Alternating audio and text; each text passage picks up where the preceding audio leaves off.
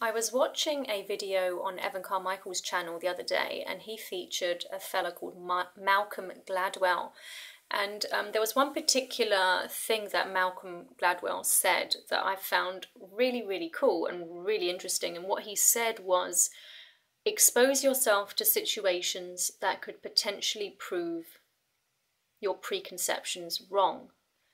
And that got me thinking, because I thought to myself, oh my goodness, so essentially, does learning and growth mean that we have to be flexible and we have to essentially be willing to embrace and be happy about being proved wrong? And that presupposes that we have a lot of limitations or ideas that are wrong to begin with. And anyway, I found this concept really, really interesting, and that's what I want to talk about right now, is essentially the ability to be flexible and to reevaluate some of the things that we do in terms of our thoughts, our habits, and things like that. And you know, in the last 2 weeks, I've been reevaluating my emotions, because I noticed that I have had quite like a low energy. I had been having quite a low energy, and I'd been feeling a bit down.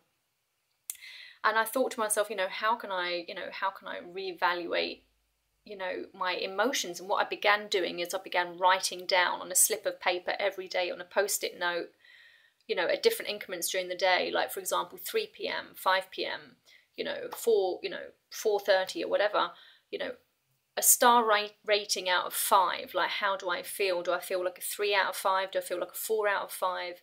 And that began to get me really thinking carefully about what is it that's actually causing me to have particular emotions, or better said, what was I allowing to affect my emotions because of the way I was interpreting it. And so, having begun this particular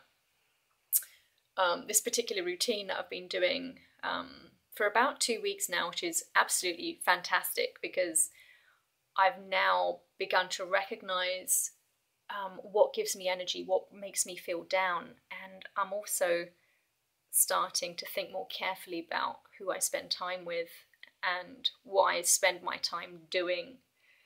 For example, if sometimes I'll be doing, I'll be editing a YouTube video or something like that, or writing an article, and then I'll have like a little break. And then in that little break, I'll be like, how can I increase my happiness right now? And then I'll play a song that I like. I really like reggaeton. And so I'll play like a reggaeton song, and then I'll just like be dancing around my apartment. And straight away, I'll go maybe from a 3.5 or a 3 up to a 4 or even a 4.5. And I'm starting to realise that I can actually have a wonderfully good time even if I'm alone. And, I think that oftentimes we think that our feeling of happiness oftentimes depends on our outside surroundings, who we're with, who we're hanging out with. Are you hiking? Are you doing something fun? Are you in a club or this or that? And so we associate particular experiences to enjoyment. And what I'm starting to learn is that I can retrain myself, and I can manage how I feel, particularly when I'm alone by myself in a solitary environment, and I can actually really increase my feelings of happiness and manage that myself, which is wonderful. It means that it has meant that actually for particularly the last week, that I've actually been feeling a lot happier since I've been monitoring how I feel using this little system that I've developed. And I'm continuing to do it. Like, I planned to do it for a week. It was like a test that I was doing for a week, and I'm just like, no, I'm going to continue doing it, because this is actually really helping me be aware of how I feel and how to change how I feel if I feel low or if I feel down.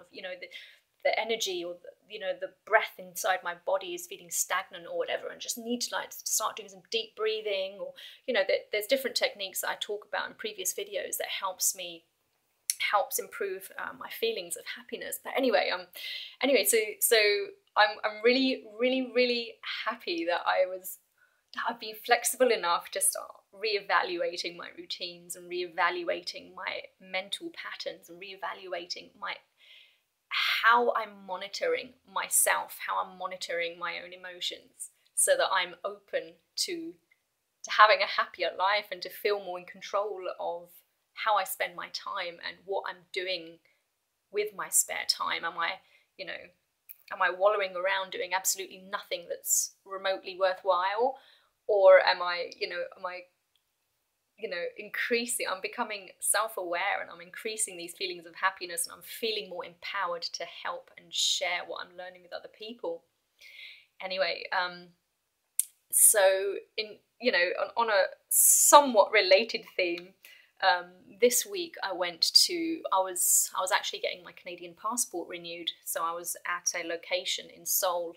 As many of you know, I currently live in South Korea, and I was visiting a location in Seoul called City Hall, and City Hall is where the Canadian Embassy is located. So I popped down there and I renewed my, essentially, spoke to somebody and somebody there and got my Canadian passport sorted. And meanwhile I thought, I'm very near my, my traditional Korean doctor. He does traditional medicine. His name is Dr. Yoon, and Dr. Yoon has a practice in a location called Insa. Now in Insa, which is located near Anguk and Jongno and Eljido Samga, he's got a little place that I think Koreans call it a haniwon, which is essentially a doctor that's not a Western style doctor, but rather is a traditional style doctor. And so I visited him. I've already been to him a few times, and I said to him, I want to get some acupuncture done, and he was like, oh, okay. And so so as we were, I was lying on the bed, and this is me being flexible. This is me stepping outside usual Western comfort zones, to be willing to try new things, and he was just, he just does his thing. Like, I just lie there and he's just like, okay, so I just tell him, what are my symptoms. I'm like, well, I feel quite stressed, like when I was taking my photograph at the for the embassy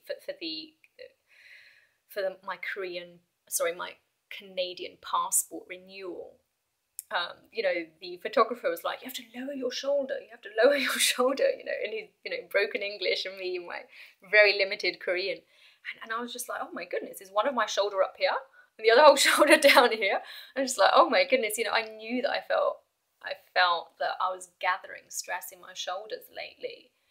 But, he drew more attention to that. And so essentially when I went to the Korean medical doctor, Dr. Yoon, I said to him, I've got some tension up here, and I have my usual concerns for my health is digestion issues, and so let's work on that, and let's work on the stress that I have in my shoulders. And so he's like, oh, okay. So we start doing some acupuncture. He puts this this pillow on my stomach that kind of warms up, I guess, my core. And because his English isn't perfect and my Korean is pretty terrible, he can't really explain to me 100% what he's doing or why he's doing it. And so I have to go in there being flexible and just on the complete assumption that, he knows, that what he's doing is best for me. And so, so he puts, during the acupuncture process, this is only my second time getting it done. He puts a pin into my right leg and he puts it in, and my muscle, I was just like, oh, and then later on I said to him, that leg really hurts when you prick that particular muscle there, or, I guess that meridian or whatever.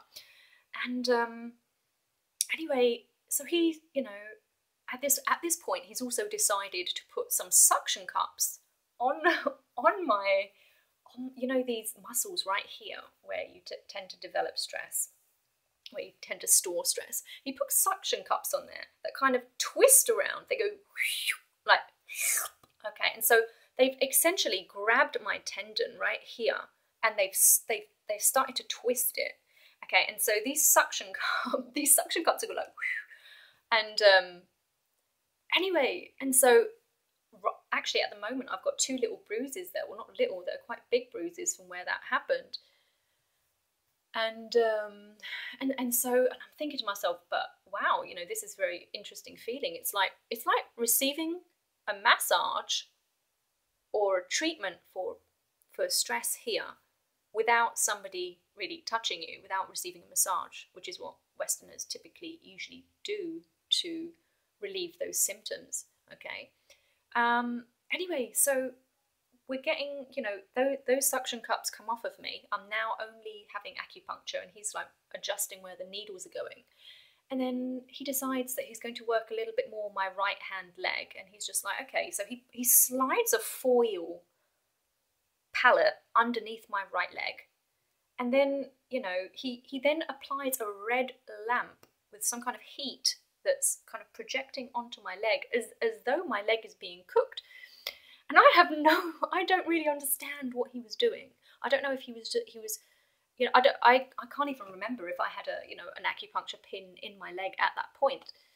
And so, you know, I just let this happen, and I'm just, you know, lying there while, you know, I've got needles in my body, and, you know, the situation going on with my right leg, and you know, and then when I came away from, you know, while I was there, I actually felt like I was nearly about to fall asleep, like I was actually so relaxed. He'd put a pin into my neck behind here and here as well to help with the stress that comes down through here. Anyway, so I walked, you know, I ended up leaving the, you know, let's call it the office, or the medical, you know, the medical doctor office. And I felt so loosened up, and the treatment itself was actually really, really good, and I'd never really experienced something like that before.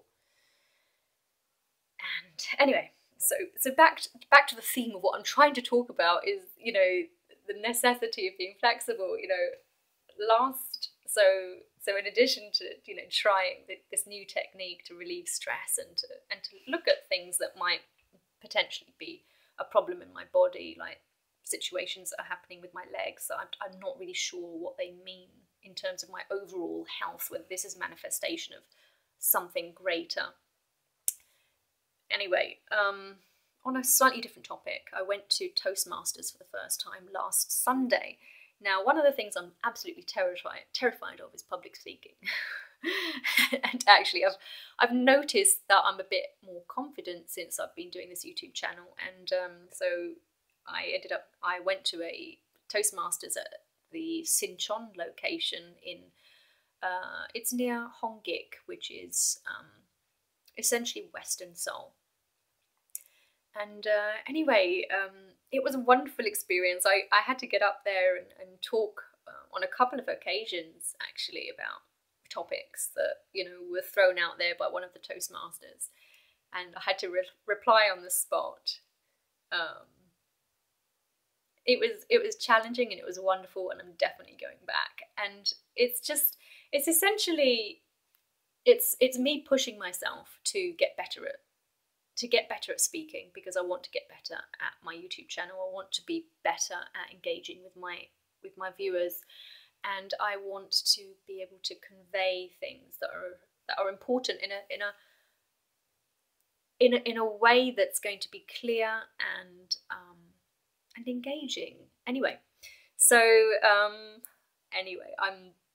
this is me being flexible. This is me pushing myself. This is me trying to improve, trying to learn. And anyway, I want to leave you with a thought from Tim Ferriss's The 4-Hour Work Week. Now, in Tim Ferriss's 4-Hour Work Week, I came across a concept that was very, very interesting. And what he mentioned is if you find something bloody hard to do, just bloody well go out and do it.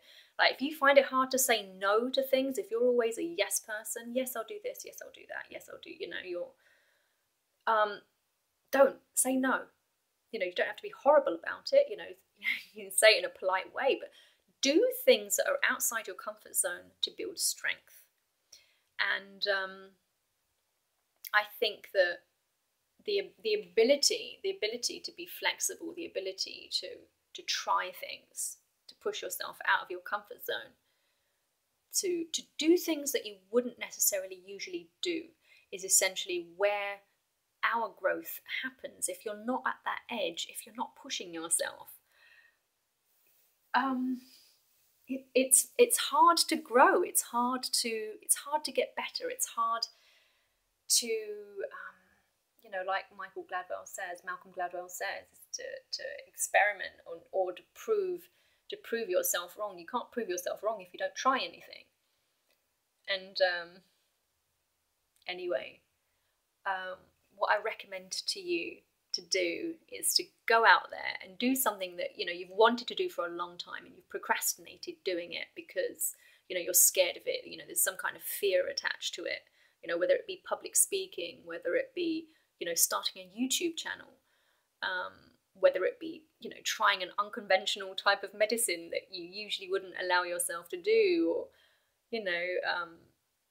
whatever it is that you find difficult, go out there and do it, and just show yourself, prove to yourself that you have balls, that you can tackle what it is that you find difficult. Anyway, thank you so much for watching. Take care.